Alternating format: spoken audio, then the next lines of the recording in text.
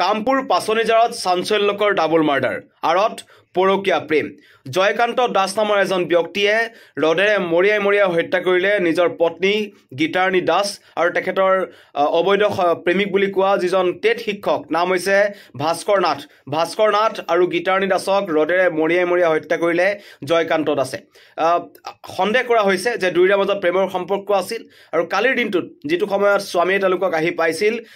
ভাড়াঘৰৰ কোঠাত একেলগে দুয়োকে উদ্ধাৰ কৰিছিল স্বামীয়ে তাৰ পিছতে কিন্তু এই ভয়ংকৰ ঘটনা সংঘটিত কৰাৰ সন্দেহ কৰা হৈছে দুয়োৰে মাজত দীৰ্ঘদিন প্ৰেমৰ সম্পৰ্ক আছিল বুলি কোৱা হৈছে দুয়োজন একেখন স্কুলতে কাম কৰিছিল সেই সূত্ৰে তেওঁলোকৰ মাজত প্ৰেমৰ সম্পৰ্ক গঢ়ি উঠিছিল আৰু এই সময়ছোৱাত জয়কান্ত দাস গীতাৰণী দাসৰ স্বামী তেওঁ কৰ্মসূত্ৰে বাহিৰত থাকিছিল কোম্পানীত চাকৰি কৰিছিল আৰু এই সময়ছোৱাতেই তেওঁলোকৰ মাজত অবৈধ প্ৰেমৰ সম্পৰ্ক গঢ়ি উঠে আৰু এই ভয়ংকৰ হত্যাকাণ্ড সংঘটিত কৰিয়েই জয়কান্ত দাসে থানাত আত্মসমৰ্পণ কৰিছে আৰু যিজন টেট শিক্ষকক হত্যা কৰিলে নাম হৈছে ভাস্কৰ নাথ সেই ভাস্কৰ নাথৰ ঘৰ হৈছে মঙলদৈত আৰু দুয়োজনৰ মাজত প্ৰেমৰ সম্পৰ্কৰ বাবেই অবৈধ প্ৰেমৰ সম্পৰ্কৰ বাবেই আঁৰত পৰকীয়া প্ৰেম যাৰ বাবে কামপুৰৰ পাচনিজাৰত এইটো চাঞ্চল্যকৰ ডাবল মাৰ্ডাৰ সংঘটিত হ'ল